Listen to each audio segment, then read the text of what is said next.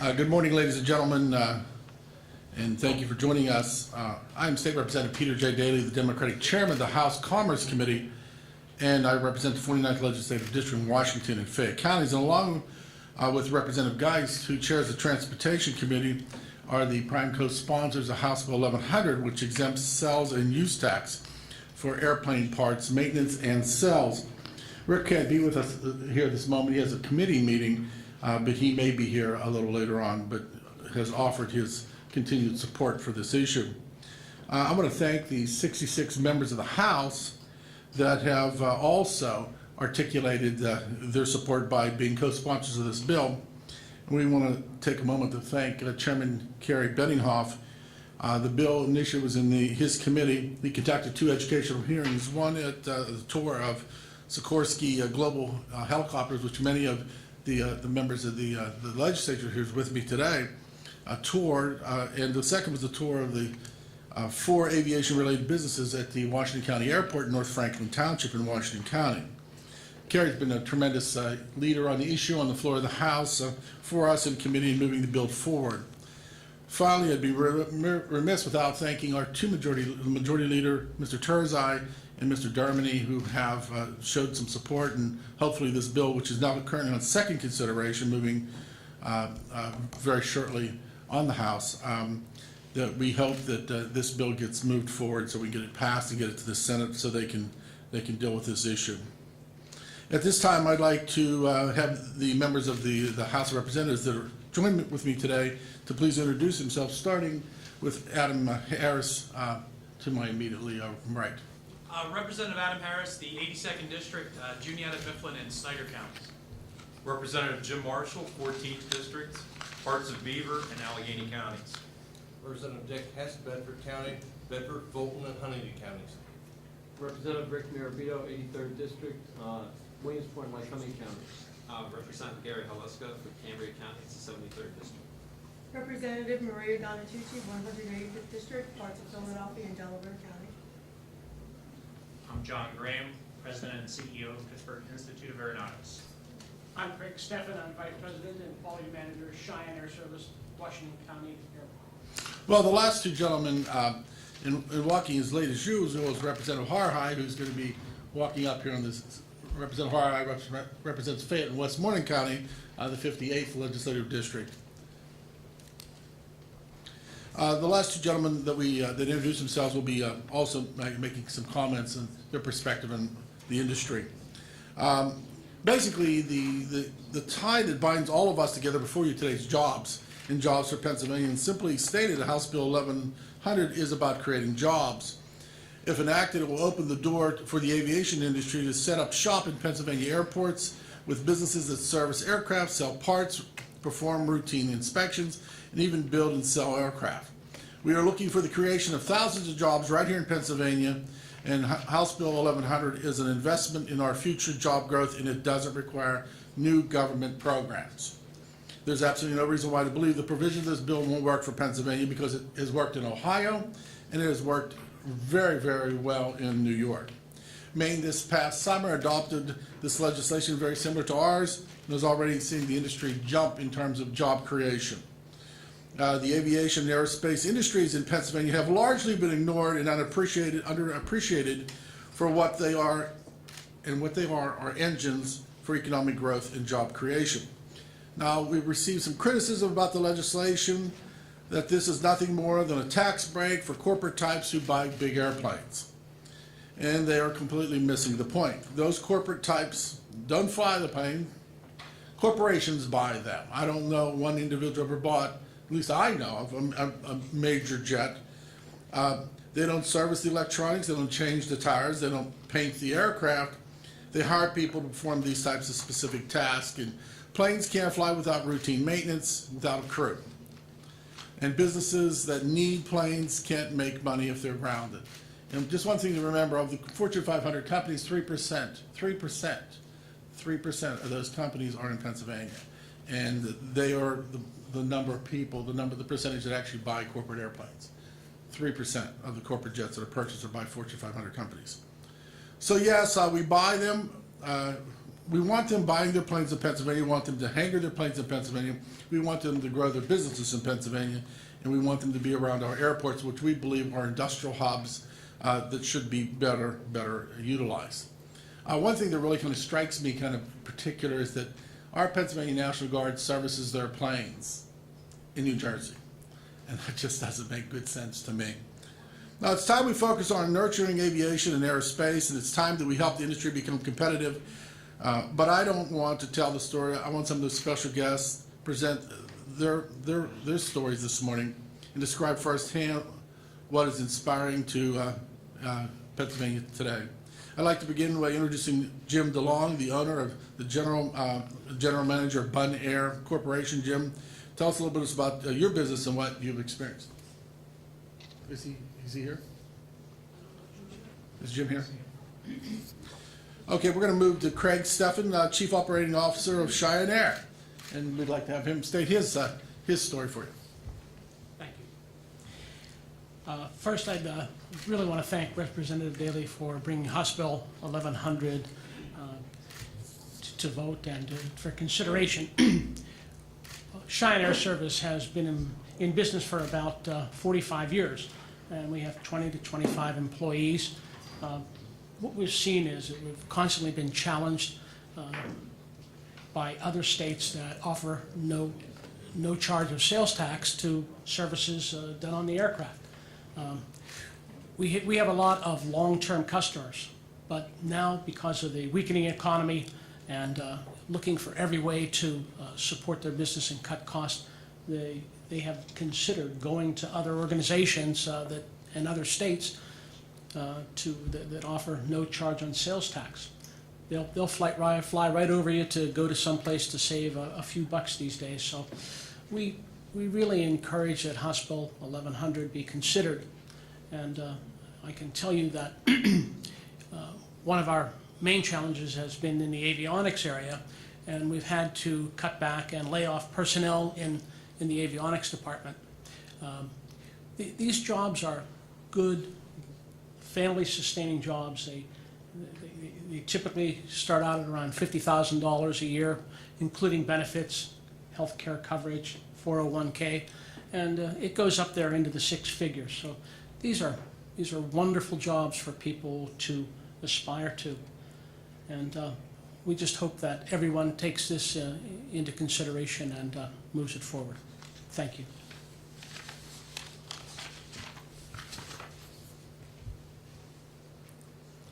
I'd like to also introduce Scott Perry, Representative Scott Perry. He's a member of the General Assembly, and as many of you may know, maybe some of you don't know, he's our in-house helicopter pilot, and he's going to be flying the legislature around this summer. We bring a helicopter from Sikorsky on campus. We have with us John Graham, the third president and CEO of the Pittsburgh Institute of Aeronautics. He testified at our hearing in Washington, Pennsylvania. He had some interesting things to say about his students and where his students go after they graduate. And I think you'll find his comments extremely enlightening. John? Thank you very much. First of all, thank you very much for having me here today. I will keep my comments somewhat brief, but there is extensive conversations that I could certainly have on this issue. Pittsburgh Institute of Aeronautics has been in business since 1929, training aviation maintenance technicians. A look at our graduating classes since 2005 tells us that 80% of our graduates who took aviation jobs left the state of Pennsylvania. Last fiscal year alone, only 5% of PIA grads got jobs in aviation in the state of Pennsylvania. There's an even greater impact than is represented in these statistics, since many of those who chose less ideal, sometimes lower paying, non-aviation jobs, approximately 10% of our graduates, did so because they wanted to remain in the state or immediate area. Starting average annual compensation for graduates in aviation-related jobs, as Craig Steffen said, is between $50,000 and $55,000. Pennsylvania should not be chasing talent away over a tax that generates so little revenue and could hinder businesses from doing business within the state. This is a very important a very important piece of legislation to keep the brain drain from happening in Pennsylvania. I really foresee that a lot of our grads would be able to locate within the state, even within our zip code, within our legislative district. We look forward to hopefully the passage of this bill. The very small amount that it represents, the ancillary revenues that it could incur or generate would be very significant. Thank you. Thank you, John. We also have joining us Representative Longetti. I'm going to have Representative Marshall, who's going to be testifying today before you make a brief comment. Thank you. Thank you, Chairman Daley. I'm Jim Marshall. I'm the Subcommittee Chairman on Aviation and the Transportation Committee. And as stated earlier, Representative Kerry Benninghoff couldn't be with us today. He's Chairman of the House Finance Committee, and he asked me to read the following statement. Right now, too many good-paying jobs in the airplane manufacturing, sales, parts, maintenance and repair industry are flying over Pennsylvania instead of landing here. House Bill 1100 would help to change that. There are three key reasons why I support this legislation. House Bill 1100 will promote private sector job creation. As stated earlier, the average annual wage for people in the aircraft maintenance and repair industry is approximately $50,000. For someone that has been unemployed due to the recession, the bill offers hope that accompanies a regular paycheck. It will also lead to increased state and local revenue to support schools, police departments, and fire companies. The bill represents hope for those that are unemployed and in the communities in which they live. House Bill 1100 is simple. In fact, the bill is less than 2 pages in length. With that, the bill could put Pennsylvania on a level playing field with other states around us when it comes to attracting aircraft manufacturing, sales, and maintenance. It's simple and it makes sense. House Bill 1100 promotes job growth without using taxpayer money. Instead of taking money from one taxpayer, giving it to another, this bill allows the people to keep, spend, and invest more of their own money right here in Pennsylvania. This bill will create jobs without spending a dime of taxpayer dollars. These are the three main reasons: job, simplicity, and no spending, that I support this important legislation. I commend Chairman Pete Daley for introducing the legislation and taking the lead on this initiative. I'm proud to offer my support and look forward to continuing to work for him as this bill makes its way through the legislative process. Again, speaking for Representative Benninghoff, he certainly supports this. He's moved this bill through his committee, and I, as a co-sponsor, commend both Chairman Benninghoff and Chairman Daley on this, and thank you for being here today. Thank you, Representative Marshall. We're going to have Representative Donatucci would like to say a few words. Good morning. Aviation research, development, and production have a long history in Pennsylvania, but that history has become sparse in recent decades. During World War I, the Philadelphia Naval Shipyard added the Naval Aircraft Factory. It began to build amphibious patrol and bomber aircraft, a job that lasted through World War II. The planes that came through its hangar doors evolved from delicate biplanes into solid single-wing aircraft. They had names like Kingfisher, Canary, Seagull, and the consolidated PBY, the famed scouting and anti-submarine seaplane, some of which still fly today. It was Naval Aircraft Factory researchers that found a way to toughen aluminum for aircraft construction and lessen fatal cracking and structural deterioration. Small Philadelphia aircraft companies were big players in the development of the helicopter. The long-gone Budd Aircraft Company of Philadelphia pioneered the basic design for military transport aircraft that is still in use today. And anyone involved in flying small private aircraft knows of the Piper Aircraft Company that was the mainstay of Lock Haven until it moved to Florida. All these aircraft had two aspects in common. The jobs were challenging to designers and workers, and they required skill and educated talent. Pennsylvania must keep the aerospace industry on its radar, and get back in the air with innovation and motivation for the aerospace industry, including research and development and hands-on maintenance and development. House Bill 1100 would help launch Pennsylvania's aviation industry to return to its proper space in the skies. Thank you. And thank you. We're going to have Representative Mirabito say a few words. Thank you. I actually was one of the folks who was a little skeptical at first when I first saw the bill. And after I sat and analyzed it and thought about not only the situation that we're faced with other states, but also the potential for growth, I realized that this was extremely important. What do I mean by that? Well, the material and economic conditions, if you look at this map, show us that people are literally flying over the state to do their maintenance and repair in other places. But beyond that, for example, in Williamsport, the Williamsport Regional Airport, this is an opportunity for us to leverage the growth that we're experiencing with the Marcellus Shale in a way that will truly return manufacturing.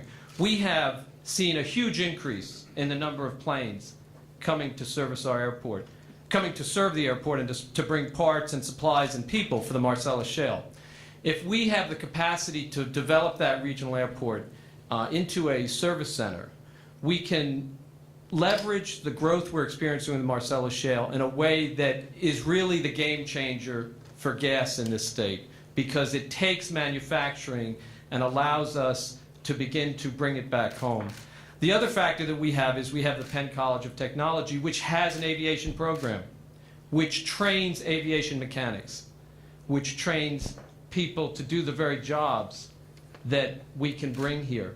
If we can take that and the Marcellus Shale and begin to develop a cluster, many of you have seen that in the literature, and a lot of this education came to me from the material provided by Mr. Steffen and others. If we can take those factors build them into a cluster where we actually begin to make parts for the planes, we use the research, the technology coming out of a place like Penn College, we leverage the demand for the products from the Marcellus Shale, we truly could have a vision for change. So we take the economic conditions and we move them forward in a way that could actually return manufacturing. So I'm very excited to be here, and thank you.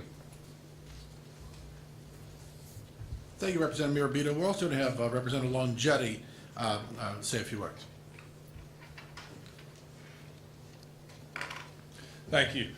My district is right on the Ohio border, and we are losing jobs to Ohio because Ohio does not impose a sales tax on maintenance, repair, and overhaul work, and Pennsylvania does.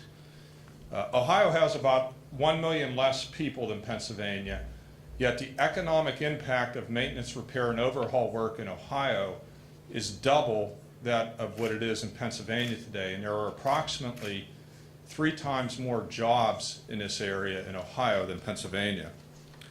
So when it comes to tax policy, we need to be smart and we need to be competitive. But our current tax policy is causing us to lose jobs and to lose economic punch to our neighboring states.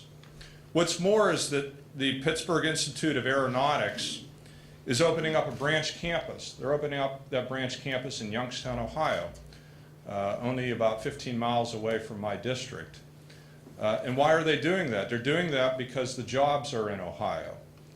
That branch campus ought to be in Pennsylvania, perhaps in Mercer County, Pennsylvania. And if we had a different tax policy, I think that branch campus would be in Pennsylvania. So let's get smart with our tax policy, and let's get competitive. Because when our businesses and our workers have a level playing field, they can win on the basis of their skills and their work ethic. And that's a win for Pennsylvania, for our economy, and for all Pennsylvanians. And so let's pass House Bill 1100 and bring back jobs to Pennsylvania. Thank you. Thank you, Representative Longetti. We also have, who was a little bit late, and hope his flight schedule's not late, is Representative Mao. He's our in-house bomber pilot. And, Representative Mao. Thank you, Representative. And please excuse me for my tardiness today. Seems as though when we get back from a break, everybody wants to have meetings and hearings at the exact same time on the exact same day. So please bear with me. I don't know what all was said, but yes, I am a living testament to what's going on in the aviation field. I am a pilot and have been for about 26 years now. I own my own aircraft, but I'm a hobby type pilot. And just from my aspect of viewing what's going on out here, let me throw some examples your way. Even in my small little 6-place aircraft, single engine, to redo, let's just say, the avionics. If I'm going to put in the newest GPS and guidance systems in my plane, which the money doesn't do you any good in the bank if you crash. So we always like to keep our airplanes up to the best standard that we can. It's easy for a guy like me to drop $25,000 to $30,000 in an avionics package without even sneezing. Can you imagine what it's like for a guy or a corporation that owns a jet or 2 or 3, where they're now spending $200,000 to $300,000 to upgrade their avionics package? Or how about an interior? What about a paint job? What about just general maintenance? And when other states around us have a 6% advantage over Pennsylvania before our people here in Pennsylvania even put out a bid, you can understand very quickly why the jobs are leaving Pennsylvania.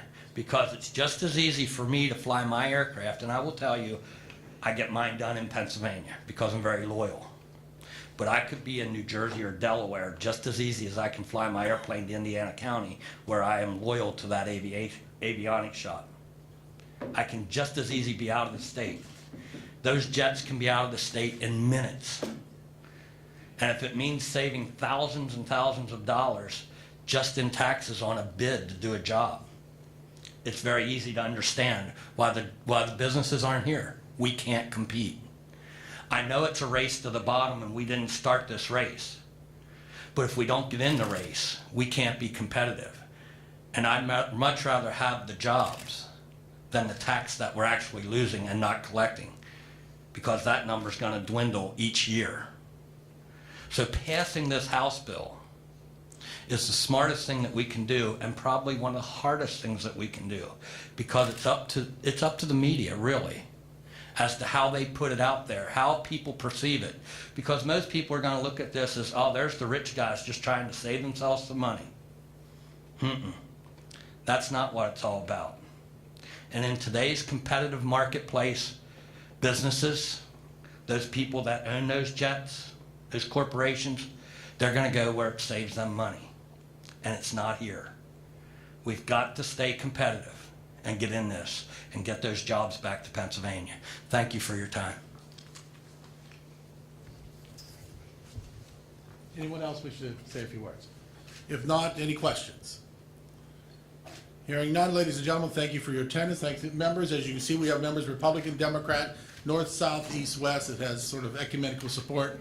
And we ask all those that are trying to help us move this bill forward, please continue to do so. Thank you very much. Thank you.